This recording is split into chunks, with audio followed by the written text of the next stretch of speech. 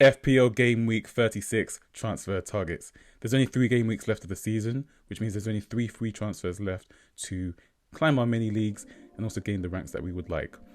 Or also maybe close out a league if you're in a good position. So in today's video, we'll be looking at the Vert verified power ranking, my top 5 for the next 5, along with a wildcard draft, just to see which players we should be looking at in total. So if you enjoyed the video, make sure you smash that like button and hit that subscribe. And let's get into it.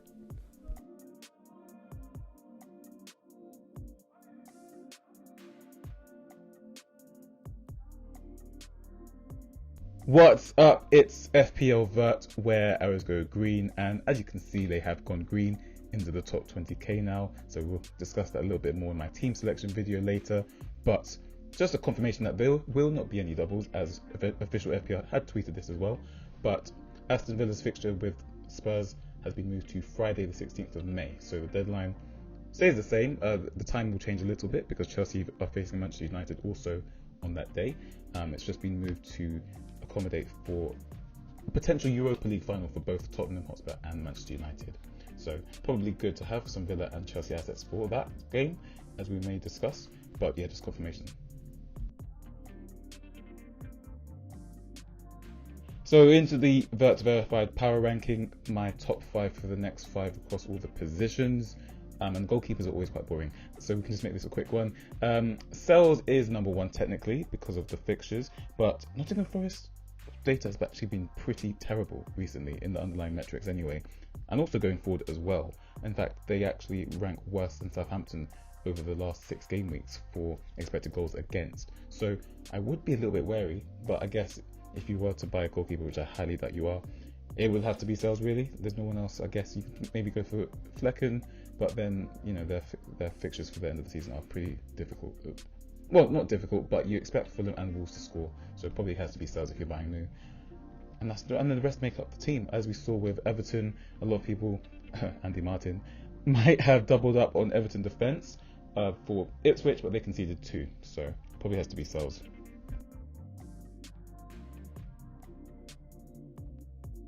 Into the defenders, and number 1 we have gvardiol. Of course, I expect most of you to own him already, but just a reason to perhaps keep him if you're thinking of maybe selling him. Of course, Nico Riley has been playing left back, which has pushed Gvardiol central, which has not worked out badly in terms of clean sheets. Man City have kept 4 clean sheets in the last 6 game weeks, which is good. But Nico Riley had his first sort of bad game in a long time. And on Friday against Wolves, he lasted only 57 minutes as Akanji came on, and Gvardiol was returned to the left back position that we all loved to see last year. So perhaps there could be some points on offer this week. So that's why he's number 1. Do have Rain 8 Nuri at number 2, just because he's very exciting, and of course he's essentially playing as an auxiliary left winger. And he has a great relationship with Cunha, because of course Cunha is not a number 9. He operates in the left half space for Wolves. So got some good fixtures left, so could expect some attacking returns there if you want to looking at someone a bit differential.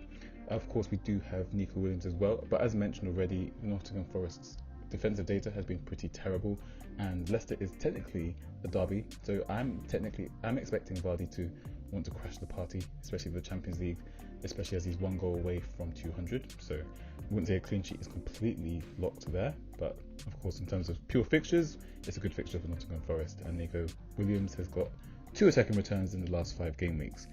Then Collins has got some attacking returns recently as well, but not really the best fixtures in terms of after this week. And then Dean Huijsen is here just because he has a good fixture in game week 38, in case you want to swap out.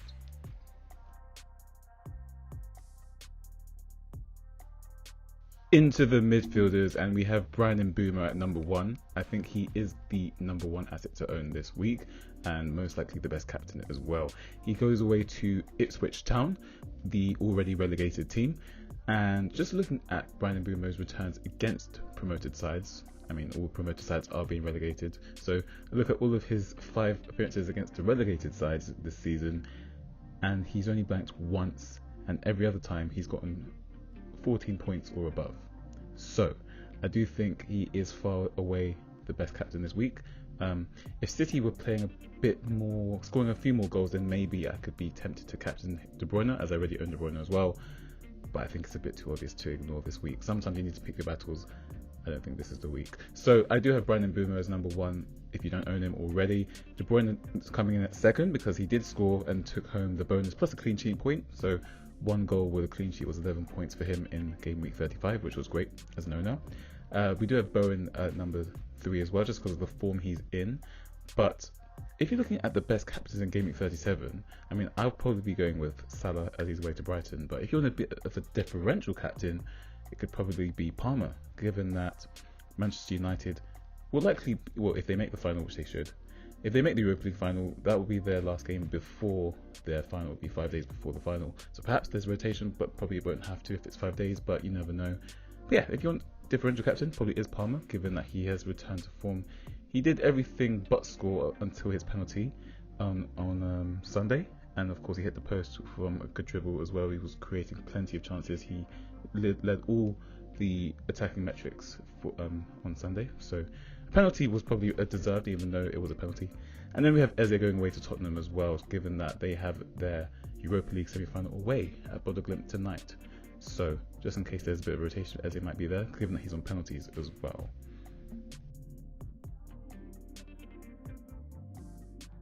Into the forwards, and we do have Yoane Wissa as number 1. As I mentioned in the previous slide, Bryan Mbeumo has just 1 blank in 5 appearances against the promoted/relegated sides this season.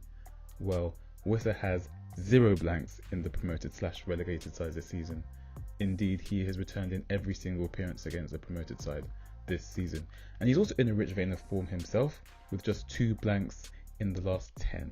So pretty easy buy if you're looking for just this week. Of course, they play Ipswich this week. They do host Fulham and go away to Wolves after, which is not as easy, but just something to be aware of course. There's also Chris Wood, who is probably attracting a lot of attention as he hosts Leicester in what is technically a Midland derby.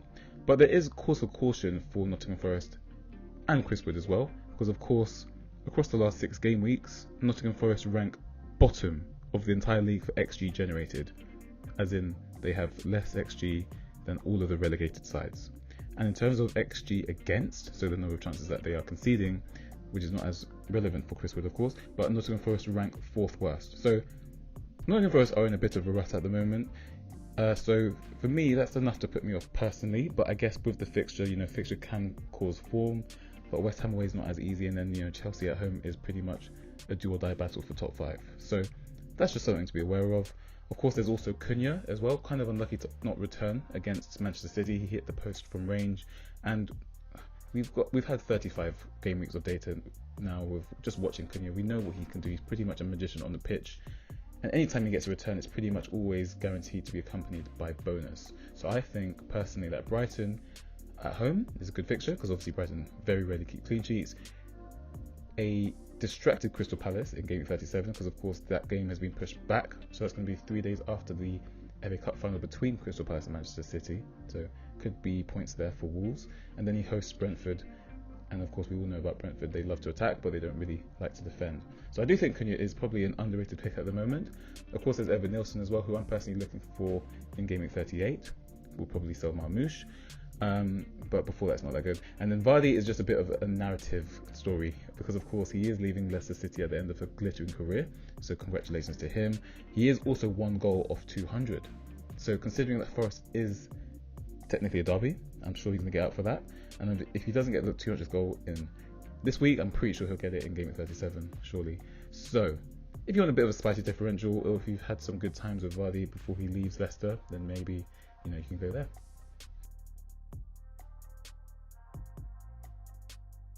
So into the wildcard draft for game week 36. Of course, I'm not really expecting anyone to be activated on wildcard this late, but in case there are, here you go. But for me, it's more of an educational exercise just to see the players to be owning from now until the end of the season. So we do have a double up on Nottingham Forest defence, despite their pretty awful defensive data recently, because they're hosting Leicester, who themselves aren't the best at scoring goals, but will not be surprised if there's a clean sheet wipeout at all. Aït-Nouri for a bit of attacking impetus, a double up with Cunha, because of course Brighton, decent team, but they don't really keep clean sheets, and I think they're not really playing for anything at the moment. Then of course we have gvardiol and De Bruyne double up as their way to Southampton. We have the Mbeumo captain with Wissa double up away to Ipswich. And then, of course, we have Eze going away to Tottenham with Salah hosting Arsenal. Of course, Salah just needs just 2 more attacking returns, real attacking returns, so that an FPL assist won't count, to break the goal involvement record in the Premier League. So he's worth keeping, despite Arsenal being a very tough fixture. And I do think Arsenal will probably put out a good performance, given that they've just gone out of the Champions League, and will probably want to lay down the marker, given that, you know, they are the closest contenders in terms of the Premier League title. At least it seems that way for next season. So don't be expecting Arsenal putting in a good performance. Then on the bench we just have Areola and Bowen, because they go away to Ipswich in gameweek 38. Collins is just good cover for now, and then Hoyson, of course, hosts Leicester in gameweek 38. So that's the wildcard draft, along with the Vert verified power ranking. If you have any questions, drop them into the comments, and of course you can DM me, because my DMs are open on both Instagram and Twitter, and then we can go from there. So I'll see you later for team selection. Thanks for watching, and speak soon.